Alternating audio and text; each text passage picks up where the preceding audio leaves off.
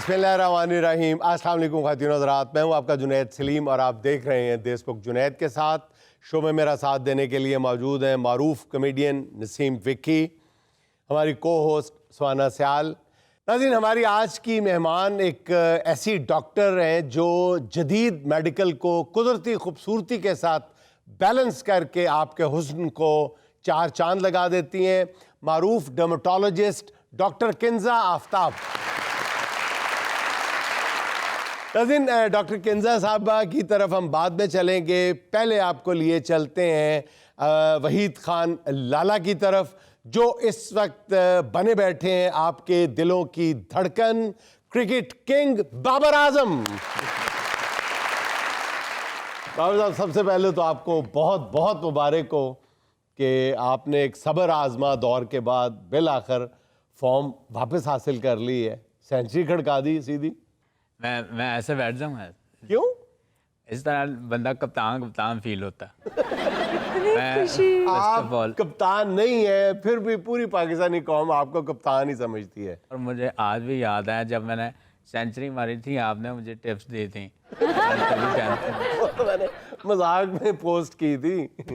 नहीं, वैसे मेरी दुआ है अल्लाह ऐसी टिप्स किसी को ना दे। वैसे जुनैद भाई, अगर आप विराट कोहली का टिप देते तो मुझसे बहुत पीछे हो जाता।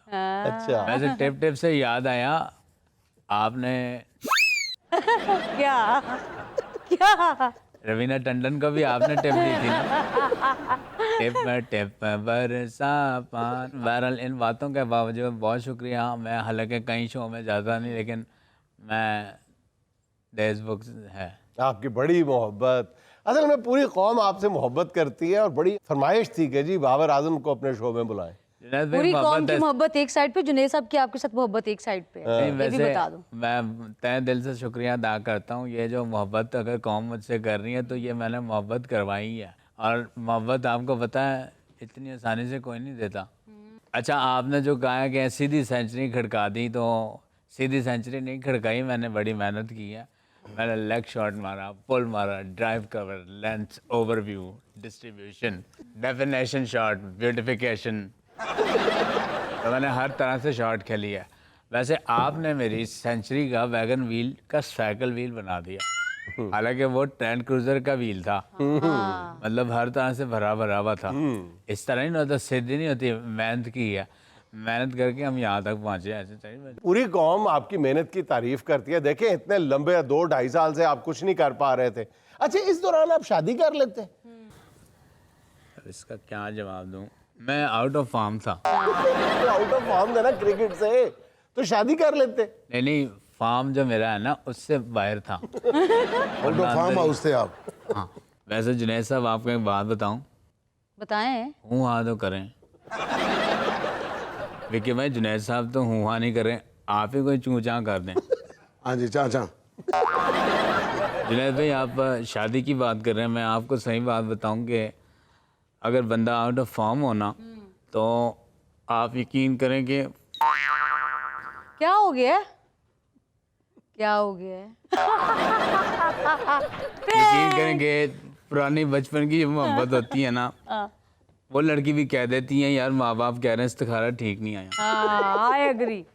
और जो चाय वाला मोहल्ले का आपको हीरो समझ के मुफ्त चाय देता था, पैसा नहीं था लेता, वो भी कहता है यार इसके भी पैसे दो और पिछला उधार भी दो।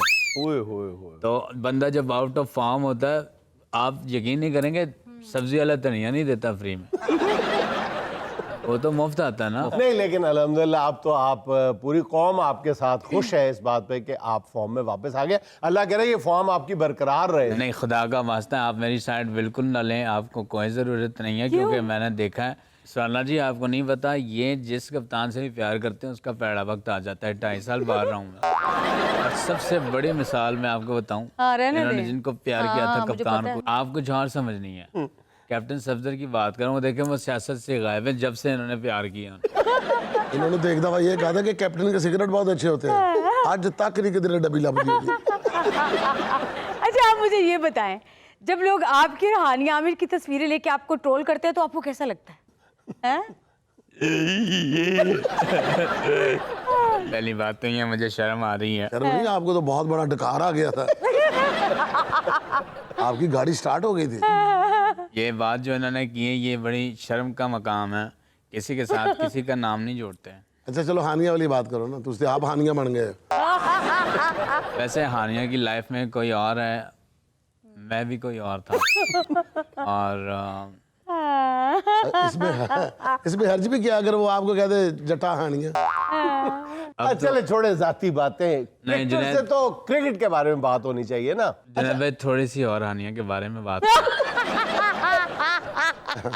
अच्छा भाई ये बताएं कि ये आपके पुराने साथी जो अंडर 14 के दौर से आपके साथ खेल रहे हैं, सलमान आगा, उनकी वाइफ ने एक गालबन ट्वीट भी कर दिया। उन्होंने कहा है कि मेरे शौहर को और बाबर आजम को टीम के सारे खिलाड़ियों के इतने राजों का पता है कि अगर वो बता दें तो टीम खत्म हो जाए।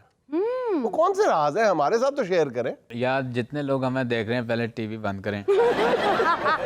आप बताने लगे या दिखाने लगे? चले ठीक है, अगर आप इतना बोल रहे हैं मैं दिखा देता हूँ, लेकिन सबसे पहले ये बच्चे जो बैठे हैं ना टीवी देख रहे हैं, ये दूर चले जाएं। हाँ नहीं जा रहे, बड़ों को कहूँगा टीवी बंद कर दें। चल हमें तो बताएं ना।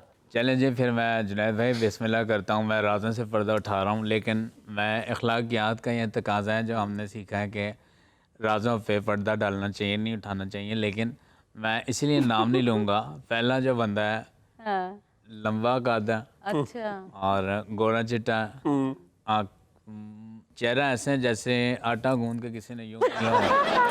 एक बहुत ही साबिक कप्तान है, अब बहुत सारे हैं, उनका दामाद भी है। ओके। उनके नाम का जो हरूफ है पहला हाँ। वो शीन से शुरू होता है। हमें तो बिल्कुल अंदाजा ही नहीं हो रहा, मेरा ख्याल व्यूअर्स को भी बिल्कुल पता नहीं चल रहा आप किस खिलाड़ी का जिक्र कर रहे हैं। कुछ तो हिंट दें। चले मैं इस थोड़ा सा और हिंट दे देता हूँ। बड़ा ऊंची उड़ान उड़ता है, तेज उड़ता है। एक और हिंट, वो अल्लामा इकबाल का फेवरेट परिंदा है। फेवरेट परिंदा नहीं, हमें नहीं पता चल रहा। अच्छा वो उसका राज तो बताए ना, राज की बात क्या बतानी है उसके बारे में।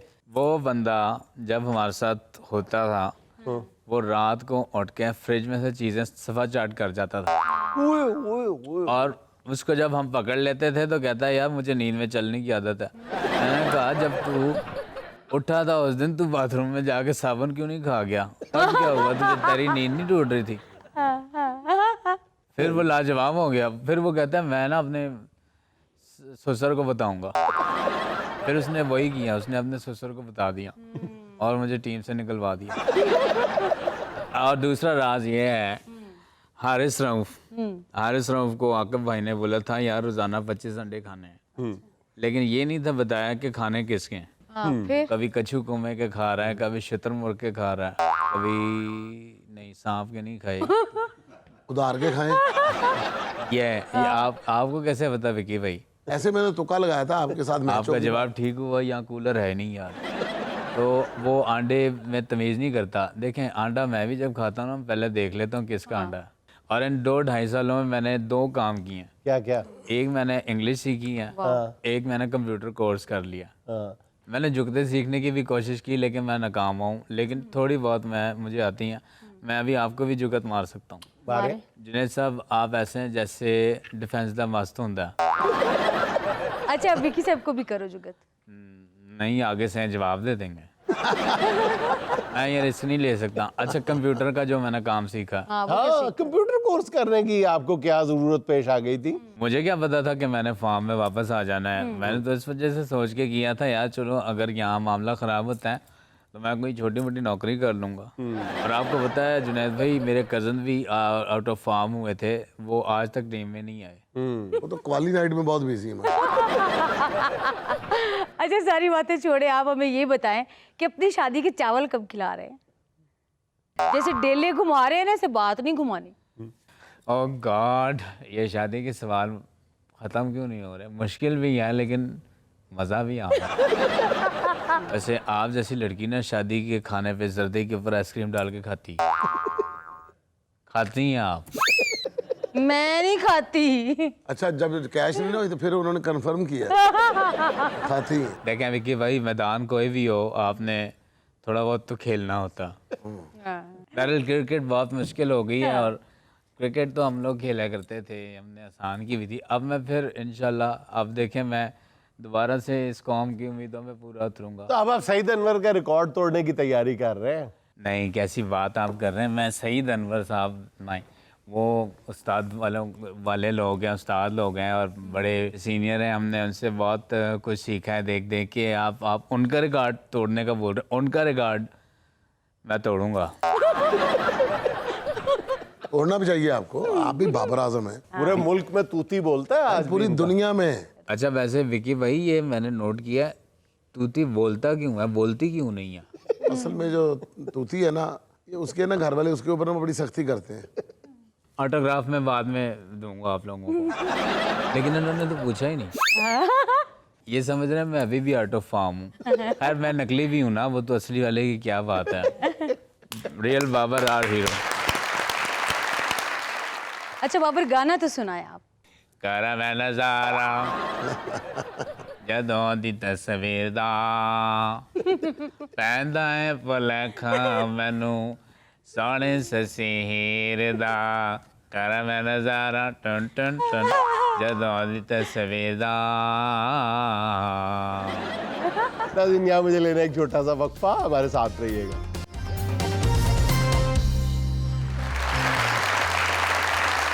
अच्छा डॉक्टर साहब, ये बताएं कि ये ग्लास स्किन क्या है? ये बहुत ज्यादा ट्रेंडिंग में है। मतलब जग ग्लास जड़ा होंदा। हाँ डॉक्टर साहब दस देना थानू। ग्लास स्किन आई थी, कोरियन ग्लास स्किन के नाम से ये मशहूर है। और कोरियंस क्या करते हैं कि वो बहुत ज़्यादा स्किन केयर करते हैं। और अगर आप देखें ना, कोरियंस की स्किन बिल्कुल पोरलेस होती है और ऑल्दो उन्होंने बहुत सारी लेयर्स ऑफ मेकअप्स भी ऊपर लगाए होते हैं, तो बिल्कुल एक ऐसे रिफ्लेक्ट करती है वहाँ से लाइट जैसे कि शीशा हो ग्लास। कि उनके चेहरे में हम अपना चेहरा देख सकते हैं। कितनी अजीब बात है कि ग्लास स्किन, हाँ। कि बंदा रास्ते में किसी को रोक के क्या पजंद रहा है कि मैं जरा खड़े होना जरा।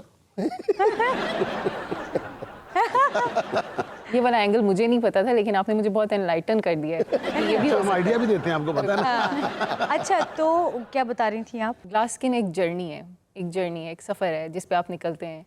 तो सबसे पहले जो इसकी फाउंडेशन या बुनियाद है ना, वो स्किन केयर है। स्किन केयर से स्टार्ट होता है कि आप सुबह के वक्त जब बाहर निकलते हैं, आप सनब्लॉक का इस्तेमाल करते हैं या नहीं, सूरज की मुज़र असरात से अपने आप को बचाते हैं या नहीं। तो हमने एक इंटरनली तो एज करना ही करना है वक्त के साथ साथ, लेकिन कुछ एक्सटर्नल फैक्टर्स होते हैं, एनवायरनमेंट के कुछ फैक्टर्स हैं जो आपको जल्दी एज कराते हैं। उसमें से सूरज सबसे बड़ा फैक्टर है जो आपको जल्दी रिंकलिंग लेके आएगा, आपको टैनिंग देगा और आप बूढ़े लगेंगे वक्त से पहले। वो कहते हैं ना, धूप में बाल सफ़ेद कर लिए मैंने, तो इसी तरह धूप में आप बूढ़े होते हैं। ये एक सही बात है और इसमें बड़ी हिकमत है। तो आपने वो जो कहते हैं कि सुबह उठ के धूप में बैठना चाहिए विटामिन डी के लिए। जी बिल्कुल, ये भी बिल्कुल सही बात है। ये भी बिल्कुल सही बात है। जो धूप है सुबह की और जो शाम से पहले की धूप है, वो विटामिन डी बनाती है। लेकिन हमारी निमरा कहती है कि तू सुबह दी पाक हवा वर्गा, उसी तो ऊपर का कह रहे उसी जाइए तो कितने जाइए कि बस हाँ, सुबह के वक्त अगर आप निकलेंगे धूप में तो आप बिल्कुल पाक हवा जैसे हो जाएंगे, फ्रेश। लेकिन अगर आप 12 बजे की जलती हुई धूप में बाहर निकलेंगे तो फिर आप कुछ और हो जाएंगे। अच्छा डॉक्टर साहब, ये बताएं कि एक आइडियली जब गुफ्तगू की जाती है तो डॉक्टर साहिबान भी यही कहते हैं कि जी हेल्दी स्किन बहुत ज़रूरी है और हेल्दी स्किन ही खूबसूरत होती है। प्रैक्टिकली बताएं कि क्या वाकई हेल्दी स्किन खूबसूरत ही होती है? बिल्कुल बिल्कुल नहीं, मतलब अगर हेल्दी स्किन है लेकिन खूबसूरत नहीं है, मैं ज़्यादा मतलब मैं रंग की बात नहीं कर रहा, कंप्लेक्शन की बात नहीं कर रहा, क्या हेल्दी स्किन ही खूबसूरत होती है? देखिए, हेल्दी स्किन के कुछ फीचर्स हैं ना, जैसे अभी हमने बात की, जो भी रंग अल्लाह ने आपको दे दिया है ना, उसी में अगर आपकी स्किन पे पोर्स नहीं है, रिंकल्स नहीं है, इवन टेक्सचर है, जो भी कॉम्प्लेक्शन है लेकिन टेक्सचर इवन है, एक ही रंग है पूरी स्किन का, ये नहीं कि कहीं से स्याह कहीं से काली धब्बे हैं, ऐसा नहीं होना चाहिए। तो इवन कलर होना, इवन टेक्सचर होना, ये खूबसूरत स्किन की निशानी है। अच्छा डॉक्टर साहब, मैं आपने माशाल्लाह पंजाब मेडिकल कॉलेज से MBBS किया, डर्मेटोलॉजी में फिर आपने इंतखाब किया, स्पेशलाइज किया। आप माशाल्लाह अपने बैच में टॉपर भी थी, गोल्ड मेडलिस्ट भी हैं। तो आपसे बेहतर कौन इस सवाल का जवाब दे सकता है जो अक्सर मेरे जहन में आता है कि पिछले कुछ अरसे से मैंने हर डर्मेटोलॉजिस्ट को एस्थेटिक स्पेशलिस्ट बनते हुए देखा है। क्या एस्थेटिक स्पेशलिस्ट के अलावा एक डर्मेटोलॉजिस्ट जो है, स्किन स्पेशलिस्ट जो है, वो जो स्किन के दीगर अमराज हैं, हेल्दी स्किन का सवाल मैंने इसीलिए पूछा था, वो उसमें मास्टरी क्यों नहीं कर रहा? उसमें मतलब कमांड क्यों नहीं कर रहा? यानी हर जो डर्मेटोलॉजिस्ट है वो स्किन केयर की बजाय वो ज़्यादा उसका जो एम्फेसिस है वो एस्थेटिक्स की तरफ है, सिर्फ इसलिए कि उसका एक कमर्शियल एस्पेक्ट, उसमें पैसे ज़्यादा है। कमर्शियल एस्पेक्ट भी है, लेकिन डिमांड बहुत ज़्यादा है। आपको पता है, जब मैं FCPS स्पेशलाइज करके आई डर्मेटोलॉजी में, और मैं तो क्लिनिकल डर्मेटोलॉजिस्ट थी, और मैं तो यही देखती थी फोड़े, फिंसियाँ और एक्ने देख लिया, एक्जिमा देख लिया, skin disease। इस तरह की डिजीजेस। लेकिन क्या आते थे, हर दूसरा भी नहीं, हर मरीज़ जो था वो आके ये कहते थे ये रिंकल है, ये मेरी स्किन साफ़ करनी है मुझे, या तो मेरे पास आते ही वो लोग थे, क्योंकि एस्थेटिक्स का बहुत रुझान हो गया है ओवरऑल हमारी आम आवाम में भी। तो फिर मुझे आइडिया हुआ कि नहीं, इसकी डिमांड ज़्यादा है, मेरे पास तो मरीज़ ही आता है। तो फिर मुझे बाद में उसमें भी फेलोशिप करनी पड़ी एस्थेटिक्स में। मतलब आपको ज़माने ने ज़्यादा सिखाया? बिल्कुल ऐसे ही। क्या क्या क्या ज़माने ने नहीं, पैसे ने ज़्यादा सिखाया है। अच्छा डॉक्टर साहब, ये बताएं कि हमारी जितनी भी टीवी की पर्सनैलिटीज़ हैं पाकिस्तान में या इंडिया में, ये जो लेटेस्ट प्रोसीजर्स आ गए हैं, टेक्निक्स आ गई हैं खूबसूरती की, किसने बेहतरीन इस्तेमाल किया उसका? बैलेंस से इस्तेमाल किया। हाँ, जी, बिल्कुल। सही फ़ायदा उठाया है। हाँ, नोरा फातेह ने बहुत अच्छा इस्तेमाल किया है, बहुत ही इसीलिए तो वो फाते हैं।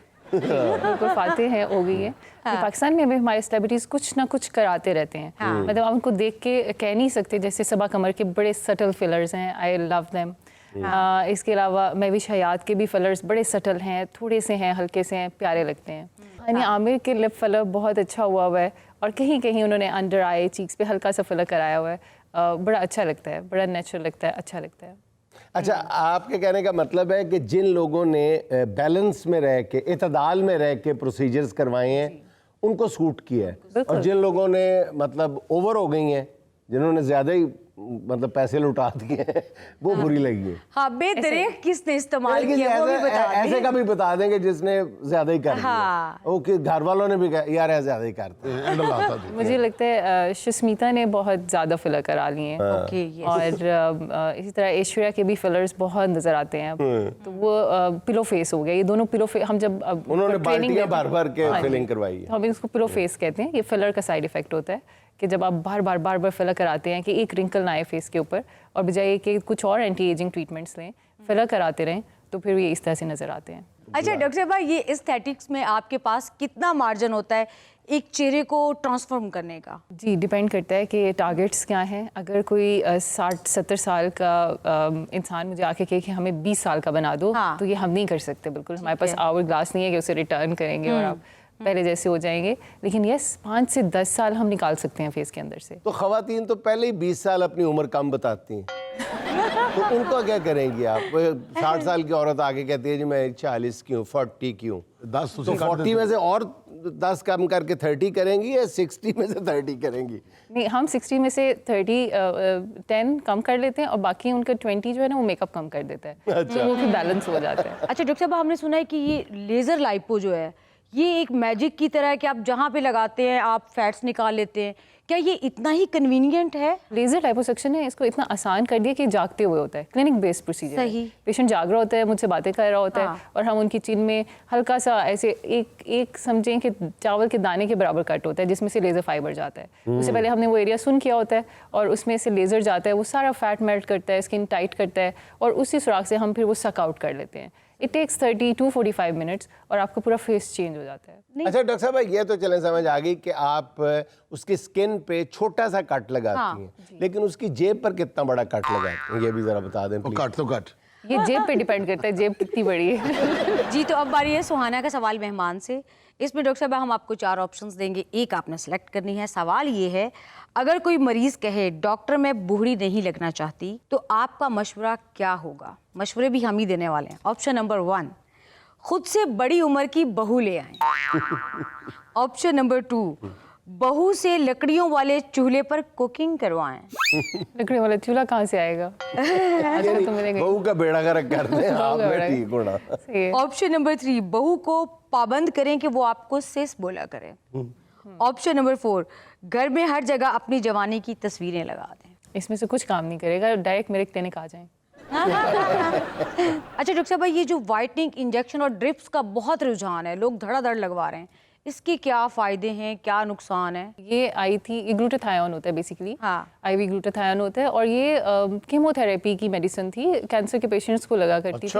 और उन्होंने देखा कि जिन कैंसर के पेशेंट्स को ये लगती है उनका रंग गोरा होना शुरू हो गया है। हाँ। तो इसको इसलिए लगाया जाता था, ये एंटीऑक्सीडेंट होता है, ये आपके जिस्म के अंदर से फासिद मादों को स्क्वेंच करता है, एब्जॉर्ब करता है और बाहर फेंक देता है।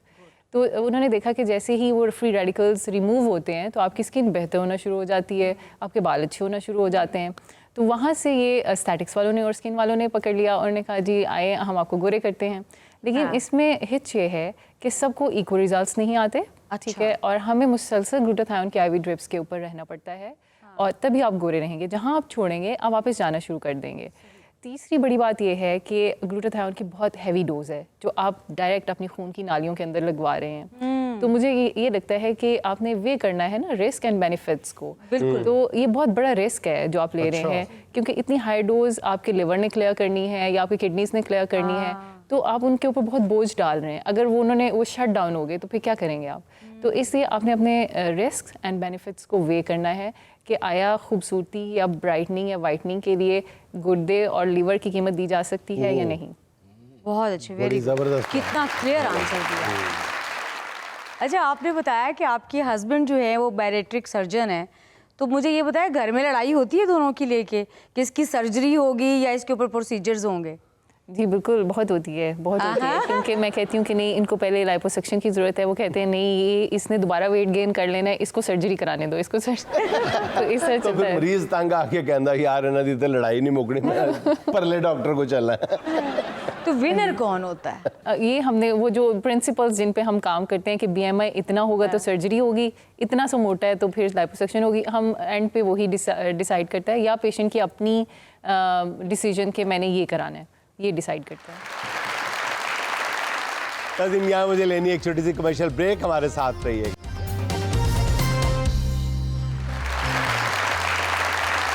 कोई लहजा कोई जुमला कोई चेहरा निकल आया, कोई लहजा कोई जुमला कोई चेहरा निकल आया, पुराने ताक के सामान से क्या क्या निकल आया। हाँ, पुराने ताक के सामान से क्या क्या निकल आया। वाह। इसी खूबसूरत ख्याल के साथ हम चलते हैं अपने मेहमानों की जानिब और सुनते हैं उनके ख्यालात। जी अस्सलाम वालेकुम। वालेकुम मेरा नाम नूर फातिमा है और मैं आपको गाना सुनाऊंगी। गाना सुनाएंगी? जी। अच्छा। काली काली अखियों में,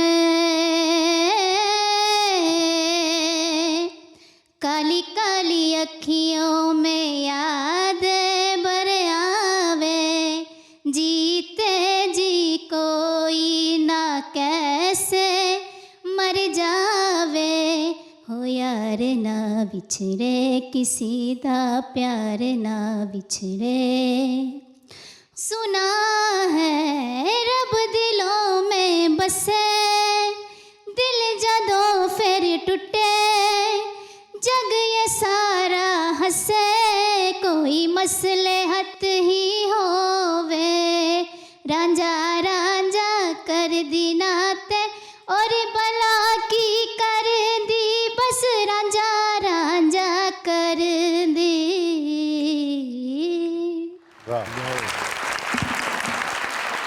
फतेह अली साहब, आप इनको 10 में से कितने नंबर देंगे? इनको मैं कितने नंबर दूंगा? मेरे पास इतने नंबर खुद नहीं है। मेरे पास 3-4 नंबर थे, वो तो मेरे लोग उठा के ले गए। बदोबदी बदोबदी। अब मैं इनको 10 में से 10 नंबर देती हूँ, बहुत अच्छा गाया है। नेक्स्ट। बिस्मिल्लाहिर्रहमानिर्रहीम। मेरा नाम आसिफ अली तराना है। मैंने एक महंगाई के ऊपर नज़म लिखी है। नाम आपका तराना है, लिखी है आपने नज़्म है, तराना क्यों नहीं लिखा? तराना भी लिखा हुआ है, पाकिस्तान पर तराना लिखा है। अगर आप पहले बता देते अब तराना हम खड़े हो जाते। तो मैं अपनी नज़म का आगाज़ करता हूँ जी। तौबा तौबा तौबा हर कोई करदा, बिजली दा बिल साथों नहीं उतरदा, लाया सोलर ते फिर भी चलान कर दे, बिल बिजली दा साडी तां जान कढ दे, बिल बिजली दा साडी तां जान कढ दे। लोकां कोलों फड़ फड़ कर जे कई वारी बिल तारे मैं, कर दे सारे भांडे वेचे मन भी अपना साड़े मैं। मेरी सुनो फरियाद ना करो बर्बाद, तुसी आवाम दा क्यों नहीं ख्याल कर दे, बिल बिजली दा साडी तां जान कढ दे, बिल बिजली दा साडी तां जान कढ दे। कैसी जिंदा दिल कौम है कि बिजली के बिलों पे एहतजाज करने की बजाय तालियां बजा रहे हो और तराने लिख रहे हैं। मैं ना आपके सर की हालत देख के समझा था कि वाकई महंगाई की वजह से, हालांकि ये सर बीवी की वजह से होता है। जी तो अब बारी है सुहाना का सवाल मेहमानों से। वो कौन सा मुल्क का दारुल हुकूमत है जिसके नाम के पहले 2 हरूफ काट दिए जाएं तो अंग्रेजी में एक तनोमंद जानवर का नाम बन जाता है? बहुत आसान, ज़हन में लाएं कोई कैपिटल सिटी, उसके पहले 2 हरूफ काट दें, ताकतवर जानवर बन जाता है, बाकी बचता है तनोमंद जानवर है, बड़ा जानवर है वो, ताकतवर जानवर है। चलें और बता दे तो यार, हमारा हमसाया मुल्क है, उसका कैपिटल है, अब बाकी क्या रह गया? अफगानिस्तान का दारुल हुकूमत काबुल। काबुल। काबुल। काबुल के पहले 2 हरूफ मिटा दी जाए तो बुल बचता है। बुल बचता है। दुरुस्त जवाब। लेकिन 90% जवाब मैंने खुद दिया है। सर आप हमेशा गाड़ी में बिठा के छोड़ के आते हैं जवाब तक। नेक्स्ट। मेरा नाम मुजाहिद इकबाल है, सफदराबाद जिला शुखपुरा तल्लक है। मैं एक नज़म पेश करांगा। जी डोली। इरशाद। एक बेटी अपने बाप नूं कहंदी है, एक हो ना तू मेरे कोलों गुड्डियां पटोले, कर ना तू बाबला वे अखियां तू ओले, बच्चिया कुछिया वीरां दा मैं आपे खा लांगी, जिवें टप्पिया मेथों वे मैं डंग टपा लांगी। लीड़ा लत्ता कोका वाली ना जुत्ती ना वंगा, तेरे कोलों बाबल मैं कदी भी कुछ ना मंगा, लथे लीड़े भाबियां दे मैं आपे पा लांगी, जिवें टप्पिया मेथों वे मैं डंग टपा लांगी। मां भी दूर खड़ी है मैथों चुप वटी है वीरां, किसे ना दसियां बावल मैनू मेरियां की तकसीरां, मिन्नतां कर कर एक एक नू मैं आप मना लांगी, जिवें टप्पिया मैथों वे मैं डंग टपा लांगी।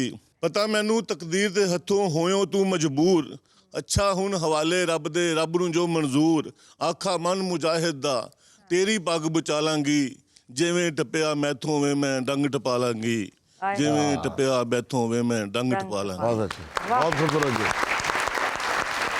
अच्छा निकी भाई, आपकी क्या वैसे राय है कि हमने बच्चियों के बारे में ऐसी बातें कर कर के कि जी वो बड़ी फर्मा बरदार साबिर शाकिर करके उनको मजीद मजलूमियत का शिकार नहीं कर दिया, मजलूमियत के वाले कर दिए? बिल्कुल आपकी बात सही है कि इतना होता नहीं है जितना हम कर देते हैं। हाँ। क्योंकि बच्चियां तो बड़ी लाडली होती, बड़ी प्यारी होती है, और ये बाप के साथ इस तस्वीर का दूसरा रुख भी तो देखना चाहिए ना, उनकी शादी के मंजर को भी हमने गम में बदल दिया। दारा अपनी अपनी सोच है और अपना अपना जाविया निगाह है। अस्सलाम वालेकुम जी, मेरा सवाल विकी साहब से है कि सर कभी ऐसा हुआ है कि आपका अपनी ही परफॉर्मेंस पे, अपने स्टेज पे या किसी और की स्टेज पे ऐसे ही मजाक से या हंसी से फवारा छूट गया हो? ये बहुत बार हुआ है ऐसे। अच्छा। हमने ना वो एक हमारे मास्टर साधक है जो प्रेस करते हैं कपड़े पीछे, वो कहते हैं जी मुझे भी एंट्री करवाओ। हमने कहा ठीक है कर लो। अब वाइंड अप चल रहा था, उस वाइंड अप के अंदर उमर रशीद साहब खड़े हैं, जुल्करनैन हैदर साहब खड़े हैं, वसीम अब्बास साहब खड़े हैं। तो एक वाइंड अप बोल रहे हैं वसीम अब्बास साहब कि लोग बिल्कुल साइलेंट होकर बैठे, आंखों में हल्के हल्के आंसू है। तो वो ना अपना जो भी हमने बात की, वो लड़की का बाप बना हुआ था। अच्छा। तो कह रहे ये गरीब, ये आदमी ऐसे, ये ऐसे, इसने बेटी के लिए ये किया वो किया, फलान के ढमकान किया। तो उसको पता ही नहीं है कि मेरे बारे में क्या इमोशनल बात हो रही है। अच्छा। तो उमर साहब कहते हैं तुम बताओ क्या कहते हो, तो आगे से कहते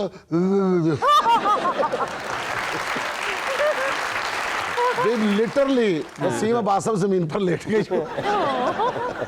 जुनेद साहब आपसे भी मैं इसी स्टेज के हवाले से, क्योंकि स्टेज की बात हो रही थी तो आपसे मेरा स्टेज से विकी साहब से स्टेज की बात हुई तो मैंने कहा आपका स्टेज इस्तेमाल करते हुए आपसे एक बात करना चाह रही थी कि मैं बेसिकली एक non profit organisation Pakistan citizens alliance से, और हम लोग यूथ ट्रेनिंग पे काम कर रहे हैं, वॉलंटियर ट्रेनिंग पे काम कर रहे हैं। ट्रेनिंग किस तरह की देते हैं यूथ को? कि उसमें अगेन हमारे पास स्टूडेंट्स आते हैं जिनको वॉलंटियर वर्क करना है, बट वॉलंटियर वर्क करना क्या है, क्या होना चाहिए, वॉलंटियरिज्म, यानी उनको डायरेक्शन देते जी, हैं जो वॉलंटियर्स हैं। जी जी। और उसमें बेसिक 4 मॉड्यूल्स हम कवर करवाते हैं, philanthropic work, fund raising, communication and leadership, और फ्री ऑफ कॉस्ट हमारी ट्रेनिंग प्रोग्राम होता है। माशाल्लाह, जबरदस्त। और इसी बड़ी अच्छी और contribution है, जबरदस्त इसी को contribution। मद्देनज़र रखते हुए हम हर साल इंटरनेशनल वॉलंटियर डे पे वॉलंटियर्स को जो है वो सेलिब्रेट करते हैं। और अभी भी हमारा जो है वो 5 दिसंबर को वॉलंटियराथॉन आ रहा है, इवेंट आ रहा है, जिस पे मैं तमाम यूथ को, वॉलंटियर्स को इनविटेशन देना चाहती हूँ कि वो आए और इस तंजीम का जहाँ पे हम उन्हें सेलिब्रेट कर सकें तो वो हिस्सा बने इंशाल्लाह ज़रूर। जबरदस्त। सर हमारी महफिल में 2 मेहमान मौजूद हैं जिनका दावा है कि वो बहुत अच्छे एक्टर हैं। अच्छा, अब मेरा ख्याल है कि उनको स्टेज पे बुला के चांस देना चाहिए। जी देखते हैं। जरूर। कौन आ कौन? जाइए। चलिए जी 1 2 3। ਤੂੰ ਇੱਥੇ ਕੀ ਲੈਣ ਆਇਆ? ਮੈਂ ਤੇ ਇੰਟਰਵਿਊ ਦੇਣ ਆਇਆ, ਤੂੰ ਕੀ ਲੈਣ ਆਈ ਹੈ? ਮੇਰਾ ਵੀ ਅੱਜ ਇੰਟਰਵਿਊ ਹੈ। ਉਹ ਕਾਦਾ? ਮਾਡਲਿੰਗ ਦਾ। ਲੈ ਤੂੰ ਕੀ ਕਰਨੀ ਹੈ? ਤੇਰਾ ਮੇਕਅਪ ਤੋਂ ਇਹ ਕੋਨੀ ਵਰਗਾ ਤੇਰਾ ਮੂੰਹ ਨਿਕਲ ਆਉਣਾ, ਇਹ ਕੀ ਕਰਨ ਆਈ ਹੈ? ਤੈਨੂੰ ਤੇ 18.5 ਨੰਬਰ ਦੀ ਐਨਕ ਲੱਗੀ ਹੋਈ ਹੈ ਤੇ ਤੂੰ ਕਿੱਥੇ ਐਕਟਿੰਗ ਤੇ ਤੂੰ ਮਾਡਲਿੰਗ ਐਨਕ ਦਾ ਕਰੇਗਾ? ਨੰਬਰ ਦੱਸ ਨਹੀਂ ਪਈ ਹੈ ਕਿ ਕਾਲਰ ਦਾ? ਦੋਵਾਂ ਦਾ ਦੱਸ ਨਹੀਂ ਤੂੰ ਪਈ ਦਰਜਨ ਵਾਲਾ ਕੰਮ ਕਰਨੀ ਹੈ? ਨਹੀਂ ਮੇਰਾ ਤੇ ਮਾਡਲਿੰਗ ਦਾ ਕੰਮ ਹੈ। ਲੈ ਤੂੰ ਤੇ ਨੰਬਰ ਦੱਸ ਨਹੀਂ ਪਈ ਹੈ, ਤੂੰ ਜਾ ਕੇ ਕੱਪੜੇ ਸੀ ਇੱਥੇ ਕੀ ਕਰਨਾ ਈ? ਨਹੀਂ ਮੈਂ ਤੇ ਇੰਟਰਵਿਊ ਦੇਣ ਆਈ ਹਾਂ। ਜਦੋਂ ਮੈਂ ਮਾਡਲ ਬਣ ਜਾਣਾ ਫਿਰ ਬੰਗਲੇ ਕੀ, ਗੱਡੀਆਂ ਕੀ, ਤੇ ਫਿਰ ਤੂੰ ਮੇਰੇ ਕੋਲੋਂ ਫੇਮ ਲੈਣ ਆਣਾ, ਮੈਂ ਤੈਨੂੰ ਫੇਮ ਵੀ ਓਏ ਨਹੀਂ ਇਹ ਤੇ ਦੇਣਾ। ਤੇਰੇ ਖਾਬ ਵੀ ਨੇ ਕੰਮ, ਤੂੰ ਪੁੱਫੀਆਂ ਵਾਲੀ ਕਰਨੇ ਲੱਗੀ ਨੀ, ਲਾ ਕੇ ਸਾਈਡ ਤੇ। ਇਹ ਤੇ ਤੇਰੀ ਗੱਲ ਹੈ ਨਾ ਬਸ। जी तो अब बारी है देश बुक स्पेशल सेगमेंट की, यानी कि हमारी गेम की। इसके लिए हमें 2 पार्टिसिपेंट चाहिए, एक लड़का एक लड़की। लो जी, गेम ऐसे है कि आपने इस गत्ते के साथ गिलास को हवा देनी है और 20 सेकंड का आपके पास टाइम है। तो हवा के साथ ये गिलास जो है ना, ये टेबल के ऊपर से इधर जमीन पर गिरे। ओके जी 1 2 3 स्टार्ट।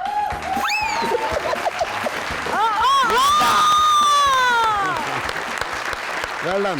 वेल डन, क्या हवा दी है भाई, तरतीब से तेज तेज, वेरी गुड। पाने आने की जड़ी ना दूर दी नहीं लाई, इधर दी लाई।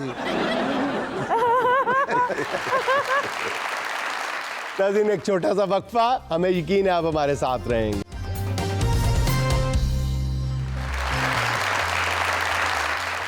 नाज़रीन, आइए आपके लिए चलते हैं अपने मुशायरे में, जहां हमारे शोराए कराम जिंदगी की तल्ख व शीरीं हकीकतों को शेरों के रूप में ढालते हुए नजर आ रहे हैं। आदाब है जनाब। जनाब जुनैद सलीम साहब, आपके अदबी ज़ौक़ की तस्कीन के लिए अदब के नगीने चुन चुन के लेकर आया हूँ मैं। मुशायरे में और शादी में फुफड़ों को इकट्ठा करना बड़ा मुश्किल काम है। कहते हैं कि 70 में अगर पेट्रोल ख़त्म हो जाए ना, फूके मार मार के आप उसे पंप तक ले जा सकते हैं, लेकिन अगर शायर को चाय की तलब हो, उसे 5 मिनट बिठाना बहुत ही मुश्किल काम होता है। आजकल झूठ की इतनी भरमार हो गई है कि झूठ हमें कहाँ तक ले गया है। जुनैद साहब, झूठ हमें कहाँ तक ले गया है। कल मैं दोस्त को मिलने गया, पता चला वो मेरे साथ ही कहीं गया है। भाई क्या कहने जनाब सदर, क्या कहने। अच्छा, मैंने शेर नहीं सुना है, ऐसे बात की थी। आप ऐसी ही बात किया करो, शायरी छोड़ दें आप। ये जो शायर आपके सामने बैठे ना जनाब जुनैद सलीम साहब, अपनी शायरी के चक्कर में इसने अपने कई मिसरे ऐसे ही मार दिए निकाल निकाल के। वाह वाह, क्या बात। ये अपना ही कातिल कलाम है और कड़िक कड़िक करके अपनी सारी शायरी का बेड़ा गर्क कर देता है। क्या बात। तो जनाब, सबसे पहले मैं जिस शायर को दावत दे रहा हूँ, पक्के मुंह से ऐसी पक्की बात करते हैं कि किसी को पता भी नहीं चलने देते। क्या बात। तो मैं दावत दे रहा हूँ हमारे मुल्क के जाने माने शायर जनाब आसफ अलवी साहब। क्या बात है। अलवी साहब, आपका हमारे शो में आना हमारे लिए बाइस एजाज है हजूर। एक गजल पेशे खिदमत है, गजल बराए फरोख्त। बड़े बड़े लफ्जां दे टोटे छोटे करके निक्के निक्के लफ्जां नूं अगे पिछे धर के ते 8 घंटे भुख ते तरे नूं मैं जर के गजल एक लिखी है जी ताजी ताजी मार के। ताजी ताजी मार के काफिया ने नवे दी वक्री रदीफ है, मेरे नाल गल करे जिन्नू तकलीफ है। क्या बात। काफिया ने नवे दी वक्री रदीफ है, मेरे नाल करे गल जिन्नू तकलीफ है। ते मीर दियां गजलां च एक भी नहीं इंज दी, गालब होरां कोलों भी नहीं लिखी गई जिंज दी, ਤੇ ਇਹਦੇ ਅੱਗੇ ਮੁੱਕ ਜਾਂਦਾ ਜੋਸ਼ ਦਾ ਵੀ ਜੋਸ਼ ਹੈ, ਸੌਦਾ ਦੇ ਕਲਾਮ ਦਾ ਵੀ ਉੱਡ ਜਾਂਦਾ ਹੋਸ਼ ਹੈ। ਜਾਉਂਦੀਆਂ ਸਭ ਤਰਕੀਬਾਂ ਨੂੰ ਪਰੋ ਕੇ ਵਰਤੇ ਤਲਾਜ਼ਮੇ ਮੈਂ ਹੰਝੂਆਂ ਚ ਧੋ ਕੇ ਤੇ ਹਰ ਇੱਕ ਮਿਸਰੇ ਔਜ਼ਾਨ ਦੀ ਵਾਰੰਟੀ ਹੈ, 100 ਦੀ ਤਸੱਲਾ ਹੈ ਤੇ ਬਹਿਰ ਦੀ ਗਾਰੰਟੀ।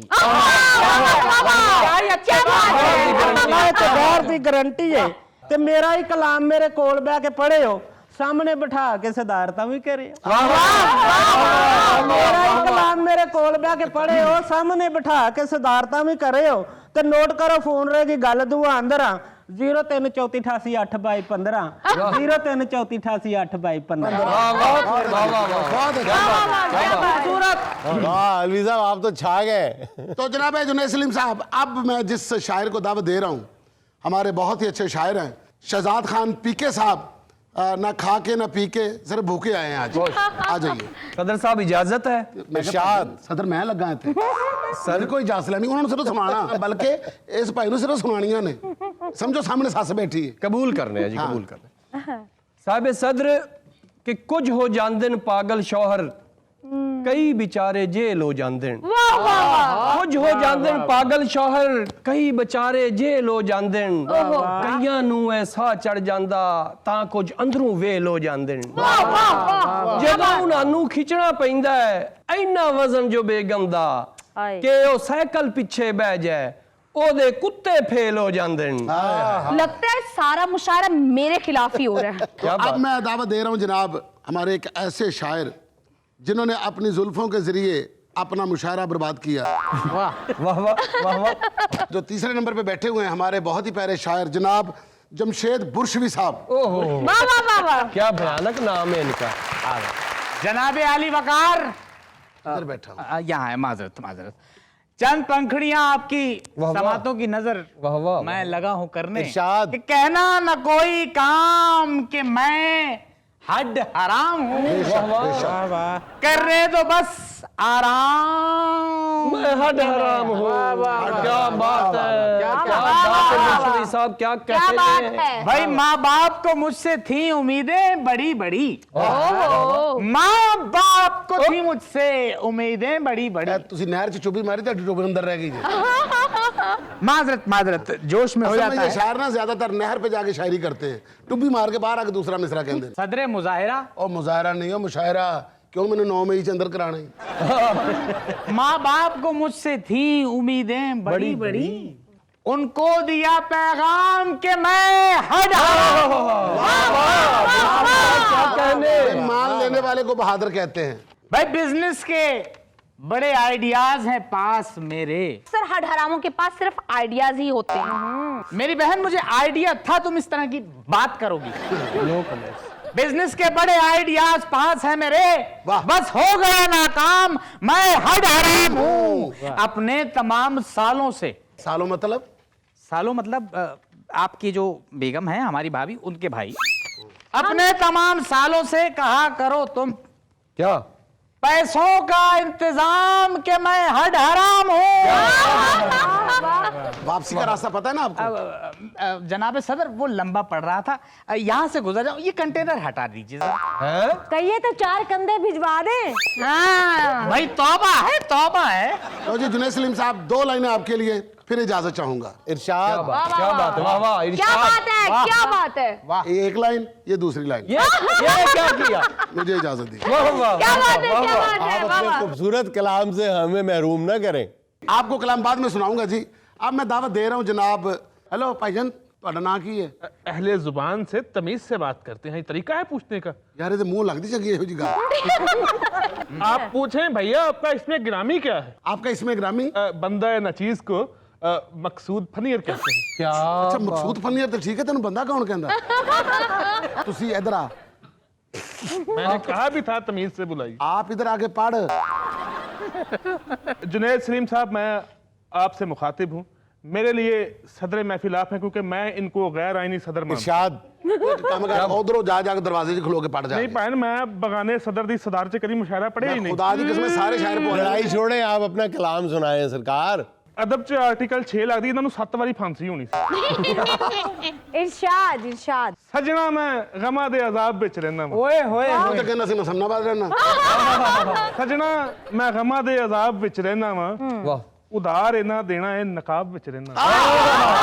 क्या बात है, क्या एक शेर खास आपके लिए लिखा है मैंने। फरमाइए। मेदा ਤੈਨੂੰ ਹੱਥ ਜੋੜ ਜੋੜ ਕੇ ਕਹਿੰਦਾ ਹੈ, ਮੇਦਾ ਤੈਨੂੰ ਹੱਥ ਜੋੜ ਜੋੜ ਕੇ ਕਹਿੰਦਾ ਹੈ, ਥੋੜਾ ਖਾ ਮੈਂ ਡੁੱਬਿਆ ਤਜ਼ਾਬ ਵਿੱਚ ਰਹਿਣਾ ਵਾਂ। केदा मेदा ਮੇਦਾ ਮੇਦਾ भाई आप किसी अच्छे डॉक्टर को क्यों नहीं दिखाते? ਮੇਦਾ ਤੈਨੂੰ ਹੱਥ ਜੋੜ ਜੋੜ ਕੇ ਕਹਿੰਦਾ ਹੈ, क्या बात है, ਥੋੜਾ ਖਾ ਮੈਂ ਡੁੱਬਿਆ ਤਜ਼ਾਬ ਵਿੱਚ ਰਹਿਣਾ ਵਾਂ। वाह वाह वाह वाह ਚੌਥੇ ਦਿਨ ਕੱਢ ਦਿੰਦੇ ਕੰਮ ਤੋਂ ਮੈਨੂੰ, क्योंकि ਤੁਹਾਡਾ ਬਣਦਾ ਹੈ। ਉਹਨਾਂ ਨੇ ਕੰਮ ਵੀ ਤਾਂ ਕਰਨਾ ਹੁੰਦਾ ਨਾ। ਚੋਰੀਆਂ ਛੱਡ ਦਿਓ ਤੇ ਨਾ ਕੱਢਣ। शायर शायरी से जा सकता है, चोरी से नहीं। बहुत खूब, क्या कहने। क्या बात, ਚੌਥੇ ਦਿਨ ਕੱਢ ਦਿੰਦੇ ਕੰਮ ਤੋਂ ਮੈਨੂੰ, ਚੌਥੇ ਦਿਨ ਨਵੀਂ ਇੱਕ ਜਾਬ ਵਿੱਚ ਰਹਿਣਾ ਵਾਂ। वाह वाह वाह, क्या बात है। इजाजत है मुझे? इजाजत जी, इजाजत। तो जनाब अब बारी है हमारी बहुत ही प्यारी शायरा, उसकी शायरी में आपको ज्यादातर खाने पीने की चीजें मिलेंगी, तो खाने पीने को बहुत तरजीह देती हैं। तो अब तशरीफ ला रही है जनाब गुड़िया फूड पांडवी। वाह वाह ओ क्या नाम है, वाह क्या बात है। दिल दा बुआ खोल में अंदर आना चाहनी हाँ। वाह वाह। आपके लिए दिल का तो नहीं मेन गेट खोला जा सकता है। दिल दा बुआ खोल में अंदर आना चाहनी हाँ, जज्बात अच्छे नहीं लग रहे। आपके तेनू छितर छितर लाना चाहनी हाँ, मैनू गुरदा वेच के माई ले दे आईफोन नवा, वेच के माही लै दे आईफोन नवा, मैं कजना ते सहेलियां नू वखाना चाहनी हाँ। क्या मासूम ख्वाहिश है आपकी, आपको पता नहीं नया आईफोन गुर्दे से महंगा है। मैं अपने कजना नू साड़ के रंग ਤੁਹਾਡੇ ਵਰਗਾ ਕਰਨਾ ਚਾਹਨੀ ਹਾਂ। आपकी कजनों ने समझा प्यार के काबिल मुझे। कनेडा में ऐसी जिठाई नहीं होती। जे ਤੈਨੂੰ ਭੁੱਖ ਹੈ ਕਰ ਲੈ ਆਪਣੇ ਲਈ ਵੀ ਕੁਝ ਆਰਡਰ, ਇਹ ਵੱਡਾ ਪੀਜ਼ਾ ਸਾਰਾ ਮੈਂ ਆਪ ਖਾਣਾ ਚਾਹਨੀ ਹਾਂ। ਮੈਨੂੰ ਭਾਵੇਂ ਦੁਨੀਆ ਕਹਿੰਦੀ ਏ मैं ओवर कॉन्फिडेंट हाँ। आप ओवर कॉन्फिडेंट नहीं, ओवर वेट भी हैं। शर्म करें, आप मेरे जेठ भी हैं। मैनू भावे दुनिया कहंदी ओवर कॉन्फिडेंट हाँ मैं, आहा पर वोटी बन के मैं भी शर्माना चाहनी हाँ। ये ना होगा तुमसे। क्या हसरत है। क्या लिखा है। आपको कहना चाहिए था वोटी बन के सौरे का कर कमाना चाहनी है। जनाब जुनैद सलीम साहब, आपने मुशायरा सुना, आपको बहुत अच्छा लगा। अच्छा, ये आपको कैसे पता चला कि मुझे अच्छा लगा ये कलाम? वो जो आपने 2 दफा किया ना, मैं उधर ही समझ गया था, वरना हफ्ते में आप सिर्फ 2 दफा हंसते। एक जब भाभी आपको आपकी मर्जी का खाना देती है उस वक्त, और दूसरा जब वो आप खाना खा लेते हैं उस वक्त। तो अब मैं इजाजत चाहूंगा आपसे। बे औंतरिया, मैं कनेडा च इत्थे सिगाड़े लेन आई हां, मैं नहीं सुनावना अपना कलाम सारेयां नू। आपने तो मुझे कहा था कि बागे जनाब में बैठ के मुझे अकेले को कलाम सुनाएंगे। बागे जनाब के मैं तेनू बद कलाम सुनावांगी, क्या मुंह और क्या मसूर की दाल। सदरे मुशायरा देखिए, मुझे उर्दू नहीं आती, मगर ये कलाम सुनाने के लिए मैं 18 घंटे की फ्लाइट लेकर आई हूँ। तो जहाज में खड़ी होके जाती 9 घंटे में पहुंच जाती। इरशाद, मोहब्बत तो सभी करते हैं, कोई कोई करता है वफा। तरम पंपा कहती आई में जहाज से हैं ते म्यूजिक सारा न्यू खाना रखे है। वाह वाह। किसी की बेवफाई पे ना आंसू बहा। तरम पंपा वाह वाह वाह। तरम पंपा तुमने मुझे छोड़ा है, आपकी गलती होगी लाल। मेरे वलू खसमानू खा। तरम पंपा जैसे जहाज से बह के आई है ना, ਉਹਦੇ ਪਿੱਛੇ ਲਿਖਿਆ ਸੀ ਸਾਡੀ खैर है तू लंघ जा। तरम पंपा। कैसा म्यूजिकल मुशायरा कर दिया। तरम पंपा कनेडा जा तरम पंपा, कनेडा जा तरम पंपा, और सिर ना खा तरम पंपा। वाह वाह वाह वाह साहिब सदर, क्या बात है। जनाब जुनैद सलीम साहब, चंद पंखड़ियाँ जो आप सुनते हैं हमेशा फारसी में। हजूर, मैं तो आपको सुनता और देखता ही आपको आपके फारसी कलाम की वजह से हूँ। मोहब्बत आपकी जी, आपका बहुत शुक्रिया। और फारसी कलाम से आपकी मोहब्बत का इजहार। आपको पता मैं रात को सोता भी ईरान जाके हूँ। जुनैदम अर्शदम सदद्दम द अस्तम दपा तरम पंपा तरम पंपा तरम पंपा तरम